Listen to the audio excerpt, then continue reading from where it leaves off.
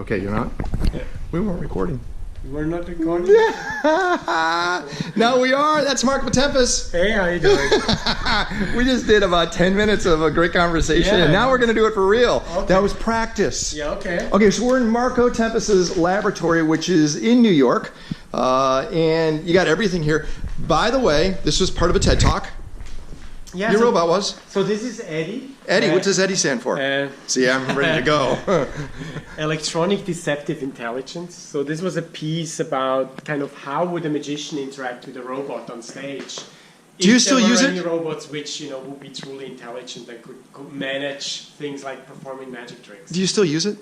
It's hard to travel, but well, it is. It kind of helps me with various things. Recently, we did a piece for 20th Century Fox where Eddie was watching Morgan, the movie, and got scared, and so we made a little kind of watching the trailer movie, a robot watching another robot. Whoa. Eddie just made some noise. He woke up. No, but you look at Eddie, which is incredible, by the way, very expensive. But what would you use it for? Is it more of a showpiece, or is there some type of function that this could be used for? So what I'm trying to do here at the Magic Lab is kind of create hybrids of illusion and technology. So take something which exists, like a research robot like Eddie is, like Eddie, and then create something which might be possible in the near future and see how that would feel to an audience. And this kind of prototyping of the future by adding magic to existing technology not only gives us a very good idea of what we like to achieve, but it can help us see how users might interface with these kind of technologies. Like, are kids going to be afraid of a robot like that, or do we? Are they?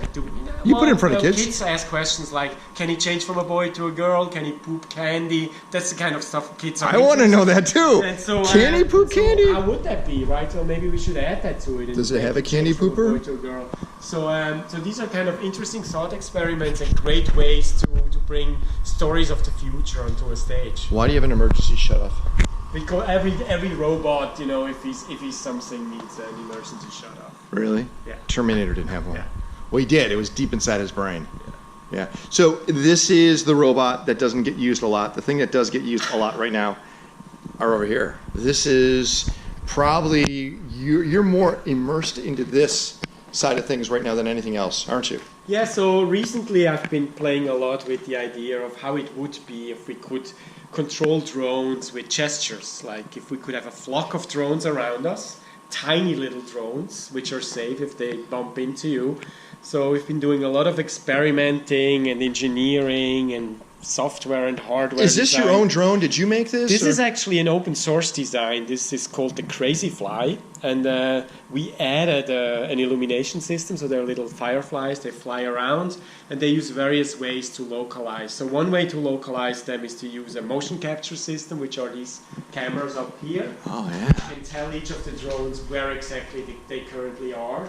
But then we have another model, which is this model, which doesn't need any motion capture. This uses an ultra-wideband positioning system. This would be for a stadium where you want to go into larger spaces, maybe 200-300 yards. Is that what we saw Lady Gaga, that produced piece? Well, Lady Gaga drones used GPS, like outside GPS, really? Which is not very precise. So what we have these little radio beacons, which are in the periphery of the performance space. They're all around the performance space, and they send a signal like a GPS, and then the drones, by the distance to these radio beacons, there's plenty of them all around, know where they are in 3D space. So they're like the mobile beacons then, right? That's precise to about maybe half a foot or so. So it's very, very precise, and you can do very fast flights. But a half a foot still sounds like a pretty substantial distance. So half a foot would be, I think, all right to do sculptures in the sky. You can still make it. It's not okay for landing them on your hands or having them really close by.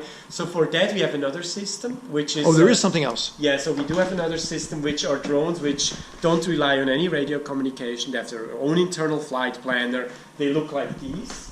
They're modified toy drones which have a downward-facing camera, and that camera can see a special pattern which I have on the floor on the stage. Ooh. And now they know centimeter precise exactly where they are, so I can very closely interact with them. And again, they don't have a flight plan. They have a flight plan, no radio communication, so I can use 1 or 10 or 100 or 200, and this just always works, and there's no single point of failure. Well, let's look at that programming environment to do that. That's over here. By the Okay, way, so- the fun never seems to end over here at the Magic Lab. Yeah, so this is the kind of setup which is used to create these kind of choreographies. We're using a video game engine. We use Unity to actually choreograph the behavior. So the physics of Is that you? That's me. That's a virtual version of Marco. He's got black on. Yeah, Well, you're halfway there. hey, look. No, you got those are blue jeans. Uh, Those are blue jeans here too. Yeah. Look at that. This is all. It's 100%. And you're not shaven like normal either. It's just me. And so we basically, it's almost like Final Cut for drone choreography. So we have a timeline which with the different behaviors, and so we can create all these choreographies, and then we can visualize the flight path of all the drones, which we see on this screen right now. Oh, and that's that carpet that you were mentioning and right so here's here. the carbon, and we could actually set this up really quickly and run this one. So You wanna do it? If you want to see them fly. More drones. Look at all the drones. So They're everywhere. Marco, you don't have ADD. You actually stick with the project for a fairly long time.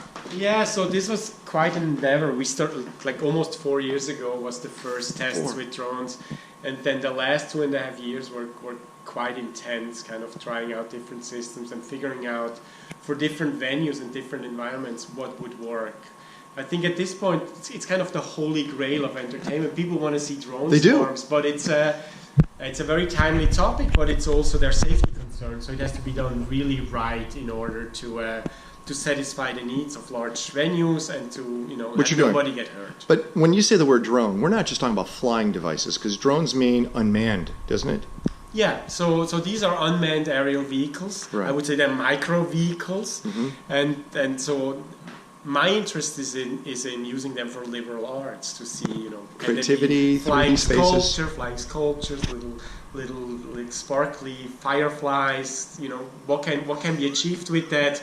Outside of the dystopian space of like drones which will shoot and hunt us down. Okay, stop that. Yeah, exactly. This is the carpet? Right. So yeah, let's so literally the setup for the piece is just unrolling one of these carpets, and then it's kind of ready to go.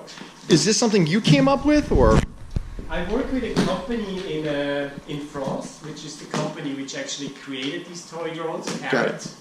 And it's a technology partnership, so we have access to the firmware, and we can kind of co-develop the system, and that enables us to also scale this up very easily. There are larger drones, and there's a bigger vehicle we can use, and the partner company in France can provide that as well.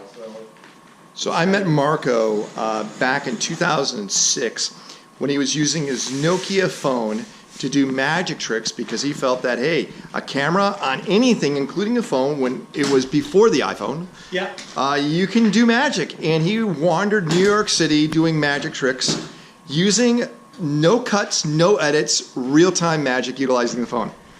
Did I say it right? Yeah, you said it right. And that was super fun. It was a lot of fun. You came up with great ideas. What was your favorite trick?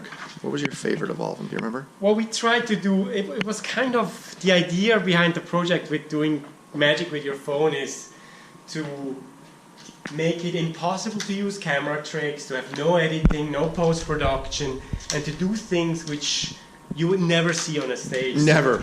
So one of the tricks, for example, was going to the top of a building, throwing your phone off That's the exactly building, what I was thinking about. and catching it at street level. So how is it possible to end up on street level the same time, almost the same time that you drop it yourself off the roof? Uh-huh. I guess if you go on YouTube, you'll find It's still there? Yeah, It's still there? we posted the explanations on how these Oh, did things you? go. Yeah, I never some knew of that. them, yeah. The one I actually like is when you were in Japan. You were in Japan at the tower. Right.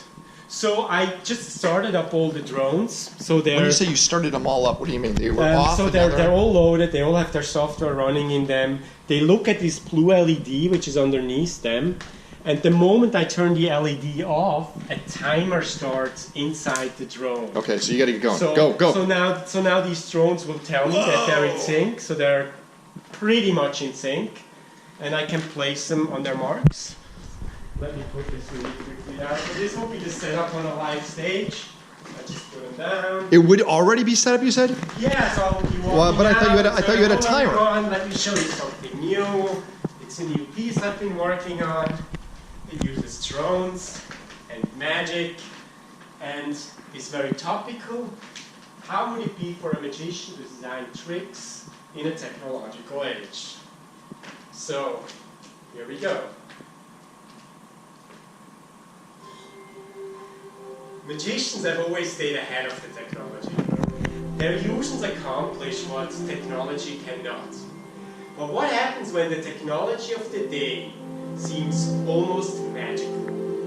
What happens when you can do this?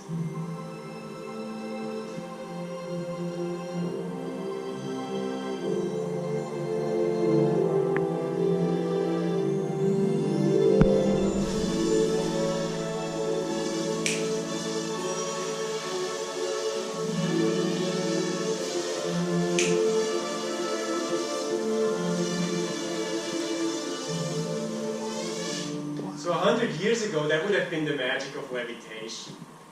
Is it possible to create illusions in a world where technology makes anything possible? Jump! You know how the trick is done. Where is the illusion? But still, our imagination is more powerful than our reasoning. And it's easy to attribute personality to machines. They are quadcopters, but they are more than mechanical flying machines. They analyze the environment around them and react to everything I do. Advanced algorithms allow these autonomous machines to fly in close formation, aware of each other, aware of me. Mathematics that can be mistaken for intelligence, and intelligence for personality. Anthropomorphism, that's the illusion. An illusion created by technology and embroidered by our imagination to become an intelligent flying robot. A machine that appears to be alive. Wow.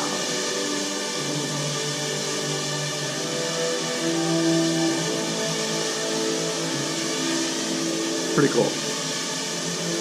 I think they say hello.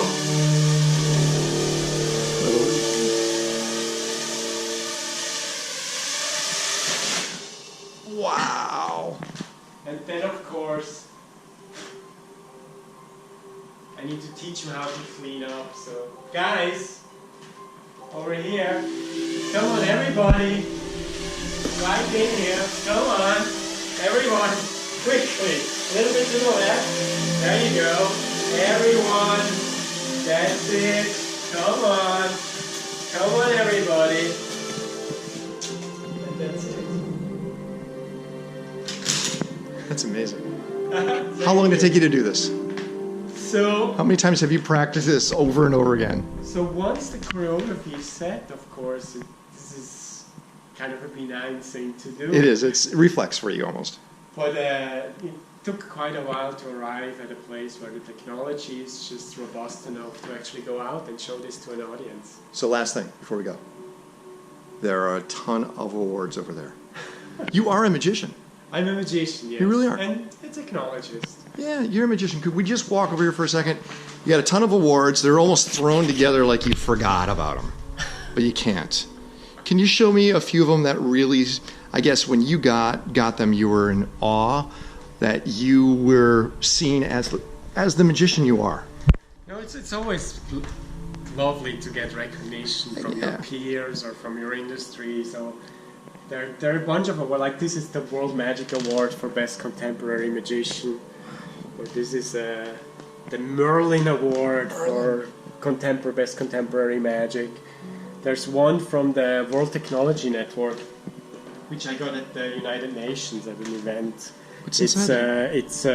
There's a little neuron in here, which is kind of cool for contemporary art. I hear this word contemporary. Contemporary means now. You know, Yeah, compared to doing sleight of hand type stuff, right? Right. So in a way, I'm not I'm not discriminatory about, like magic is a beautiful field which has a wide range. You can be a very classical magician, like nested in the past and appreciative of tradition, or you can be, somebody who's thinking about the future, a futurist magician. You could be a swing dancing magician. Magic is this great wide field where anything is possible and which gives people a chance to express themselves if they find this as their passion. So I'm all for it. All magicians should be different and just follow their passions, because the passion fits within that umbrella or that shell of what magic is. Marco Tempest, thanks a lot. Hey, thank you.